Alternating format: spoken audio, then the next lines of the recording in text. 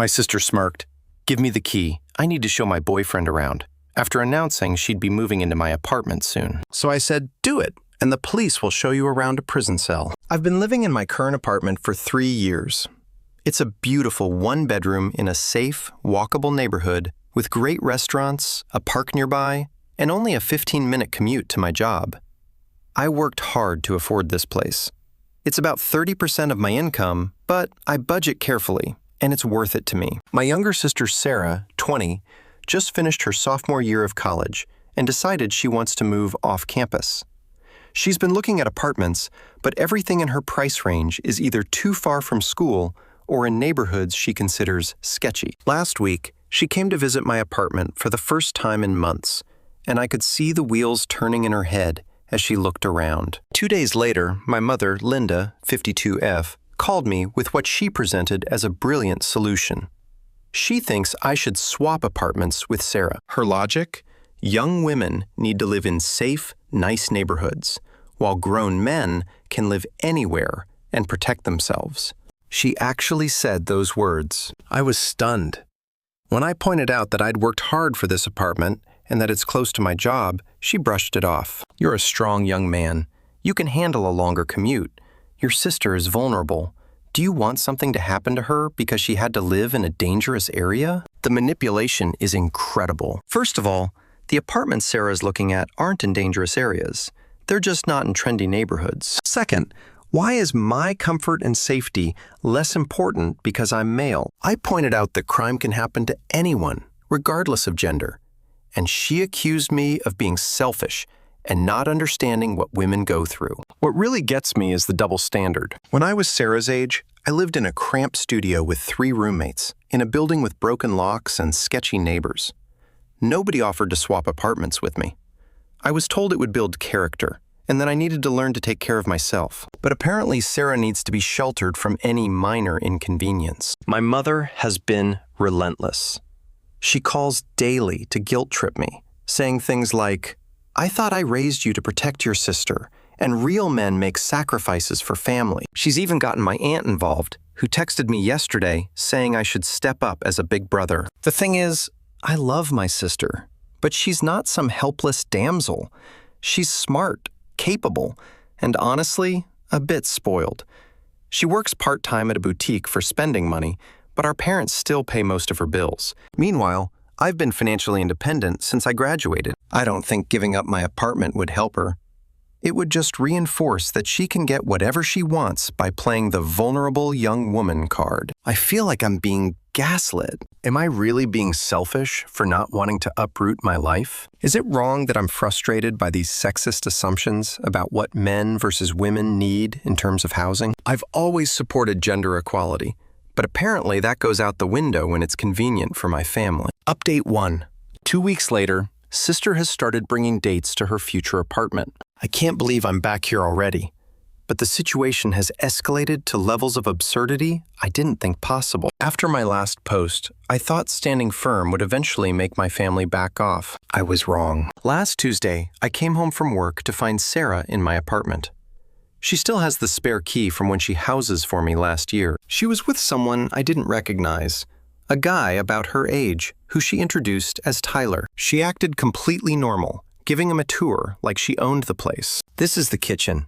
I'm thinking of replacing these curtains with something more modern," she said. I pulled her aside and asked what she was doing. She smiled sweetly and said she was just showing Tyler where she'll be living soon because he wanted to know if it was safe for her to live alone. The audacity left me speechless. Tyler seemed uncomfortable when he realized I actually lived there, but Sarah smoothly explained that I was temporarily staying there. After they left, I immediately changed my locks and texted Sarah that she was no longer welcome without an invitation. This triggered World War II in my family group chat. My mother called me petty and controlling. She said Sarah was just excited about her future home, and I was crushing her dreams. My father, who had been neutral until now, chimed in that I was creating unnecessary drama and should just work something out with my sister. But it gets worse. Sarah has apparently been telling people at her college that she's moving to my neighborhood.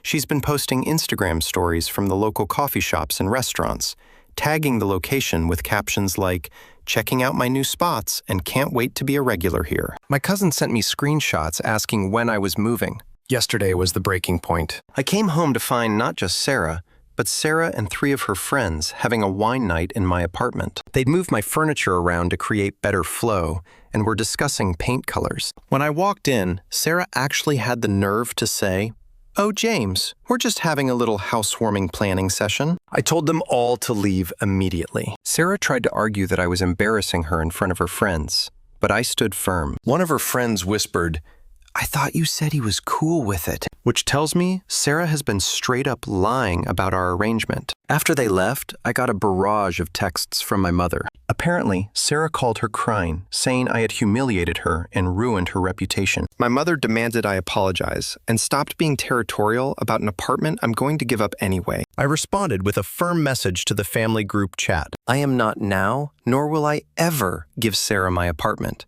This is not up for discussion.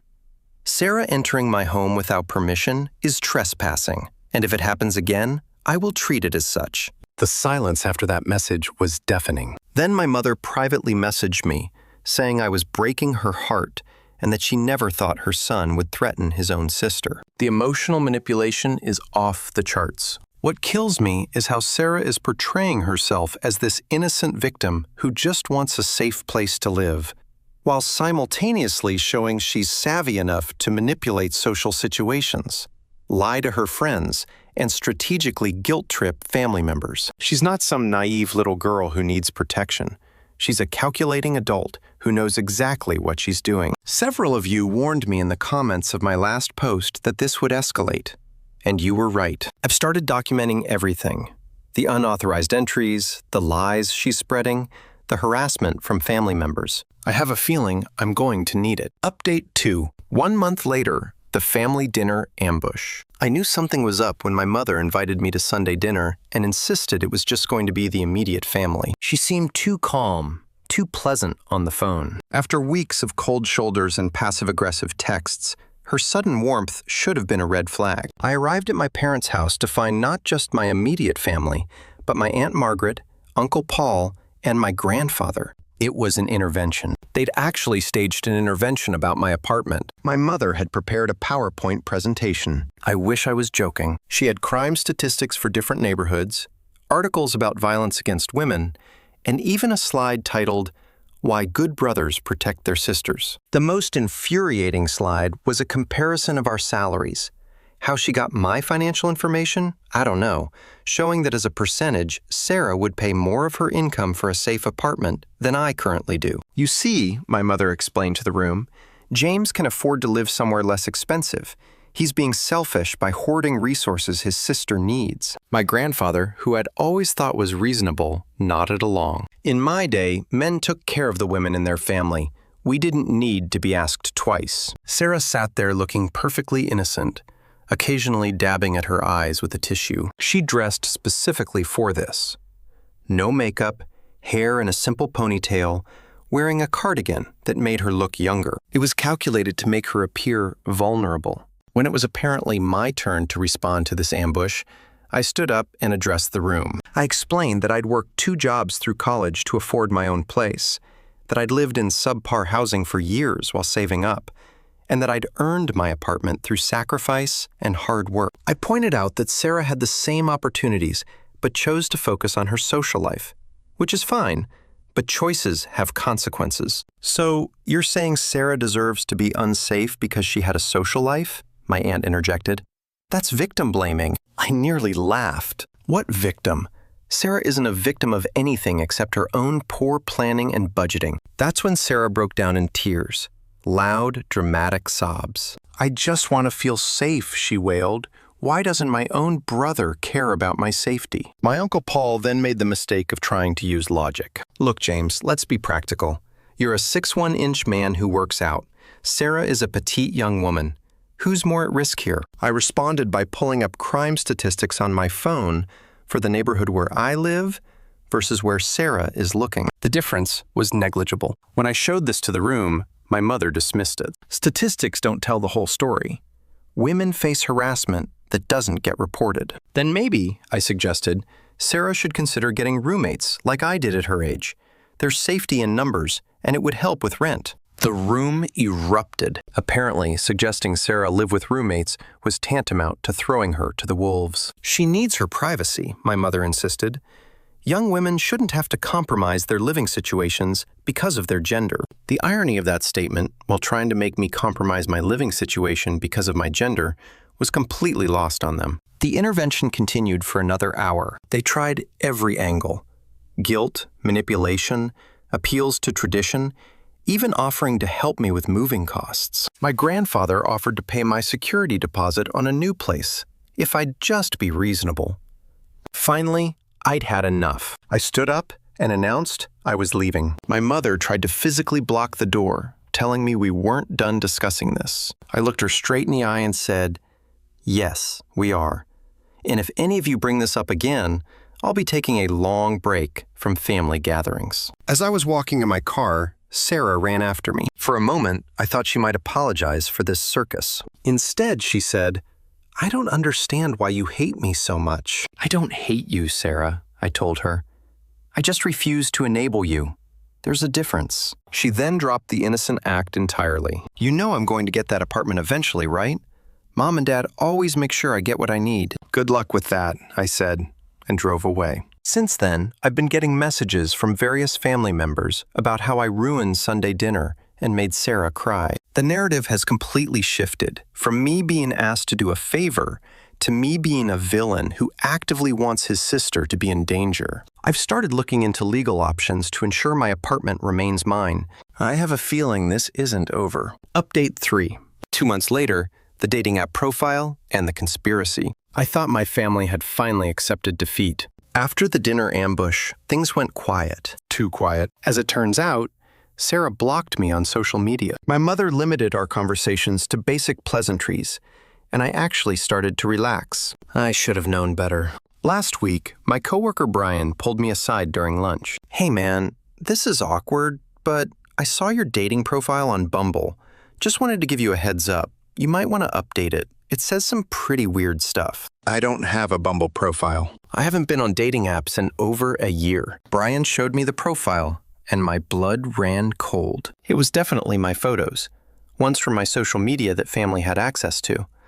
But the bio was disturbing. It talked about how I was looking to relocate soon and excited to downsize and simplify life. It mentioned being ready to settle down with someone who appreciates a provider mentality and believing in traditional gender roles where men sacrifice for their families. Whoever made this profile, and I had a pretty good idea who, had been matching with women and having conversations. The messages were all about how I was planning to move to a more modest apartment to help family, and asking if they'd be comfortable dating someone who lives in a rougher neighborhood. I immediately reported the profile and started damage control. That's when I discovered the full extent of the scheme. There were profiles on 3 different dating apps, all with variations of the same theme. On Hinge, I had answered prompts about putting family first, even if it means personal sacrifice, and real men don't need luxury apartments. But the worst part?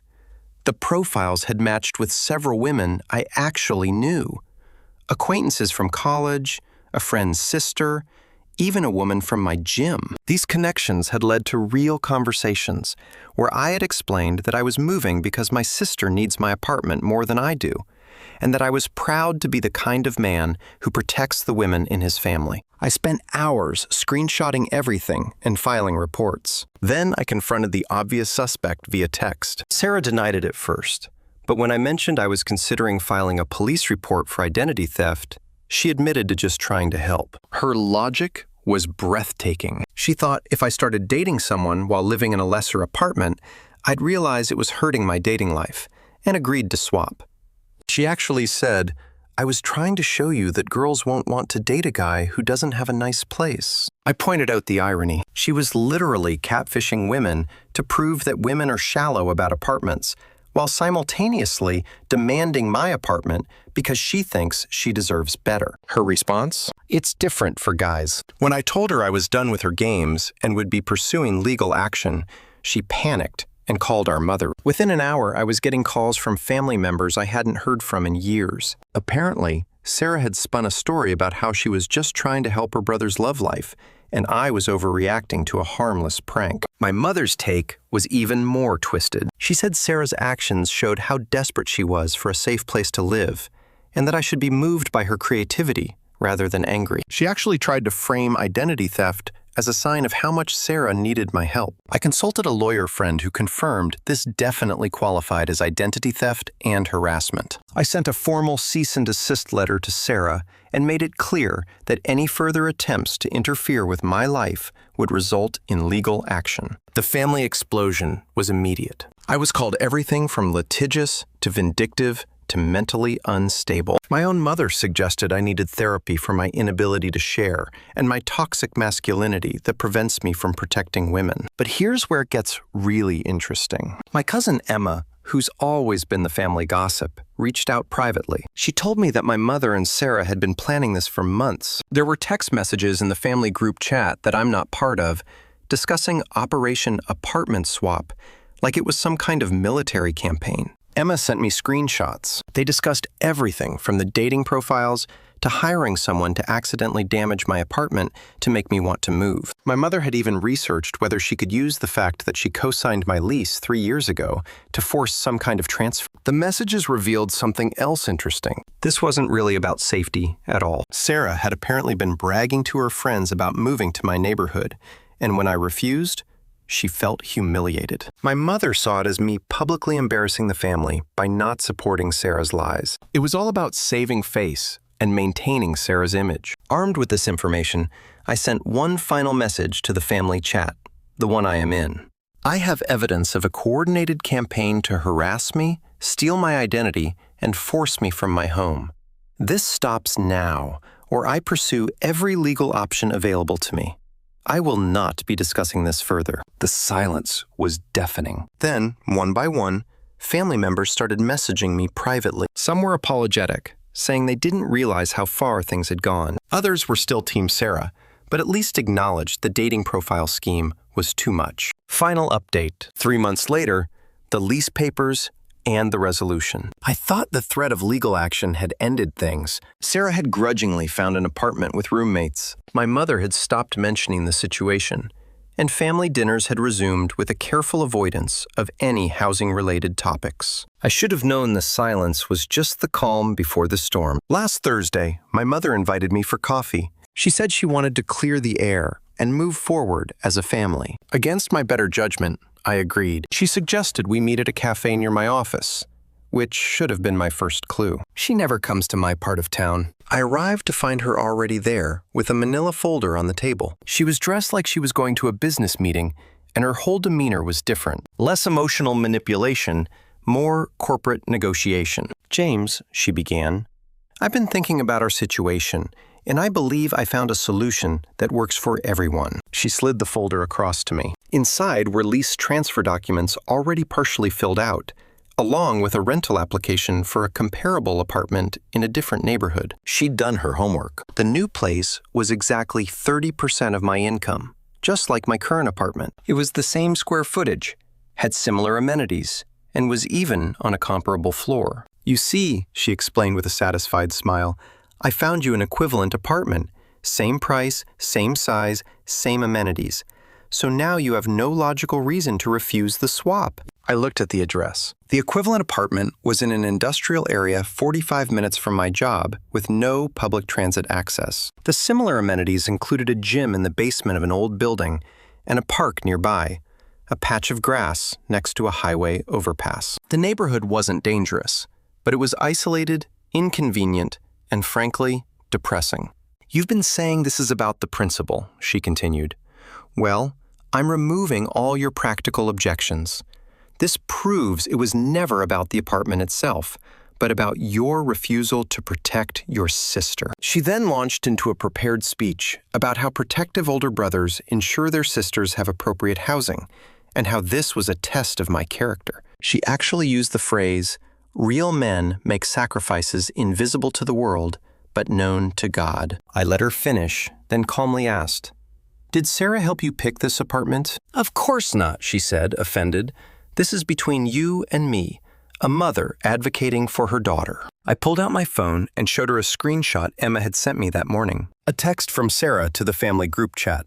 Mom's meeting with James today about the papers. Fingers crossed he finally stops being selfish. My mother's composure cracked slightly. How did you— It doesn't matter, I interrupted. What matters is that you're still trying to manipulate me into giving up my home. You've just gotten more sophisticated about it. She tried to recover. This isn't manipulation. I found you an equal trade. If you refuse this, it proves you care more about status than family. No, I said firmly. It proves I won't be bullied into rearranging my life because you and Sarah think men should automatically sacrifice for women.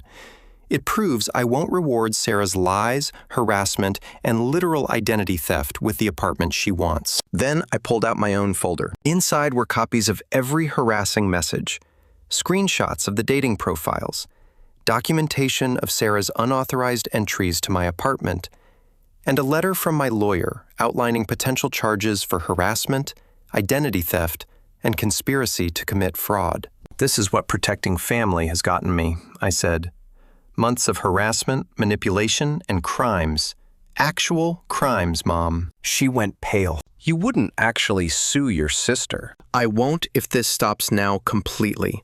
No more mentions of apartment swaps. No more guilt trips. No more family interventions. Sarah tells anyone who asks that she was mistaken about moving to my neighborhood, and you both apologize. Genuinely apologize for putting me through this. Or, she asked, though she seemed to already know. Or I pursue every legal remedy available to me, and I make it public. Every dating app profile, every family group chat screenshot, every attempted manipulation. I wonder what Sarah's boutique job would think about their employee committing identity theft. I wonder what your church friends would think about you orchestrating harassment campaigns against your son. We sat in silence for a long moment. Finally, she gathered up her lease transfer papers with shaking hands. I was just trying to help your sister. No, I corrected. You were trying to control me using sexist assumptions about what men owe women. Sarah is an adult. If she wants a nice apartment, she can work for it like I did. That's actual equality. 2 days later, I received a text from Sarah. It was short. I'm sorry for the dating profiles and entering your apartment. I'll tell people I found a place I like better. My mother's apology came later, via email. It was longer, more defensive, but included the key phrase, I apologize for trying to pressure you into giving up your home. The family dynamics remained strained, but improving. Sarah found a 2-bedroom with a roommate in a perfectly safe neighborhood that she can actually afford. She's apparently told people she decided she wanted the authentic roommate experience rather than living alone. Last week, my grandfather called me. Your mother told me what really happened, he said. I owe you an apology too. I got caught up in old-fashioned thinking about protecting the women folk. But what they did to you wasn't protection. It was manipulation. It's been 3 months since this all started, and I'm still in my apartment. My locks remain changed, and I've installed a security camera. Sarah and I are cordial, but not close. I don't think I'll ever fully trust her again. My relationship with my mother is improving slowly, though I maintain firm boundaries. The whole experience taught me something important. Standing up to family manipulation isn't selfish, even when they wrap it in language about protection and sacrifice. Real protection would have been teaching Sarah to be independent and responsible, not enabling her entitlement. Real sacrifice is mutual and voluntary, not coerced through guilt and harassment. My apartment is still my apartment, and it's going to stay that way. Reflection. Looking back on these 3 months, I'm struck by how quickly a reasonable boundary, I won't give up my home, was transformed into a family crisis. The sexist assumptions underlying the whole conflict were never really addressed, just papered over when their tactics failed. What bothers me most is realizing how many people genuinely believed that as a man, my comfort and safety were inherently less important than my sister's.